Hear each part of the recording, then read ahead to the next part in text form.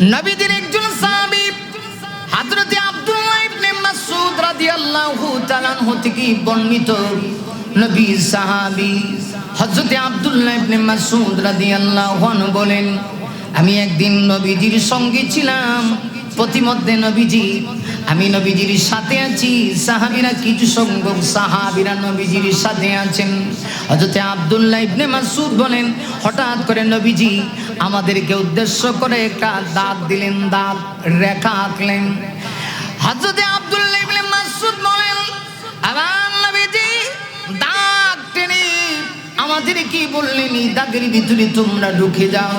আব্দুল্লাহ ইবনে মাসউদ বলেন, আমি দাগের ভিতরে প্রবেশ করলাম। এমনি দেখি নবীজি আমাদেরকে দাগের ভিতরে প্রবেশ করাইয়া নবীজি জিন জাতিদের সামনে চলে গেলেন। আমার নবী শুধুমাত্র মানবীর নবী ছিলেন তা না, আরে মুমিন, আমার আপনার নবী বিশ্ব নবী যেমন ছিলেন মানবের নবী, তেমন ছিলেন দানবের নবী। হযরত আব্দুল্লাহ ইবনে মাসউদ বলেন, নবীজি জিন জাতিদের সামনে গিয়া পবিত্র কোরআনের সবচেয়ে সৌন্দর্যমণ্ডিত সূরা সূরা রহমান আমার নবীজি তাদের সামনে তেলাওয়াত করতে শুরু করলেন। নবী যখন তাদের সামনে সূরা রহমান থেকে তেলাওয়াত করলেন, নবীজি এক পর্যায়ে তাদেরকে জিজ্ঞাসা করলেন, ওরে জিন জাতিরা বলো তো দেখি, তোমরা কি আমার রবের দেওয়া নিয়ামত স্বীকার করতে পারবে নাকি? তখন জিন জাতিরা, সকল জিন জাতি একত্রিত হয়ে একসঙ্গেই জবাব দেয়া বলেছে, লা নুকাদ্দিবু বিশাইইন ফালাহুল হাম।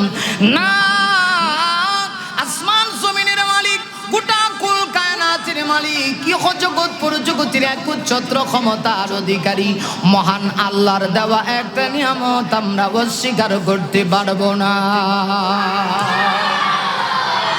সমস্ত জিন জাতি নবীজি তাদের সামনে এই সূরা তেলাওয়াত করলেন, সূরা রহমান, যেই সূরাতে আল্লাহ বারবার নিয়ামতের আলোচনা এনে একটি আয়াত এনেছেন। জানেন তো আপনারা? হ্যাঁ, একটু কথা বলা লাগবে তো। জানেন আপনারা নিয়ামতের আয়াত আছে না? মানুষকে আল্লাহ পাক এত পরিমাণ নিয়ামত দিয়েছেন যে নিয়ামতের গণনা মানুষ কোনোদিন শেষ করতে পারবে কি? সমুদ্রের নিচে মাছ যেমন পানিবিহীন এক মুহূর্ত বাঁচতে পারে না, সমুদ্রে বলেন, নদী বলেন, খাল বলেন, বিল বলেন, মাছ যেখানে থাকে পানি ছাড়া যেমন এক মুহূর্তের জন্যও বাঁচতে পারে না, ঠিক তদ্রুপভাবে পৃথিবীর কোন বান্দাবান্দি আল্লাহর দেওয়া নিয়ামত ছাড়া, আল্লাহর অনুগ্রহ ছাড়া এক মুহূর্তের জন্য পৃথিবীতে বাঁচার কোনো ক্ষমতা নাই। নবীজি তাদের সামনে এই সূরা তেলাওয়াত করলেন, যেই সূরাতে আল্লাহ একেবারে গনে গনে নিয়ামতের ভিতর থেকে 31 প্রকারের নিয়ামতের আলোচনা আনছেন। সুবহানাল্লাহ আছেন? আপনারা ভাবে লাগে যে গাজীপুরে সুবহানাল্লাহ আইসই না, একটু জোরে কোন সুবহানাল্লাহ না। শুধুমাত্র আমার আল্লাহ এই নিয়ামতের আলোচনা করে শেষ না, আমার আল্লাহ বারবার সূরা রহমানের ভিতরে একটা আয়াত এনে মানব জাতি, জিন জাতি, উভয় জাতিকে আমার আল্লাহ সতর্ক করে দিয়ে বলেন, ফাবিআইয়ি আলাই রাব্বিকুমা তুকাদ্দিবান।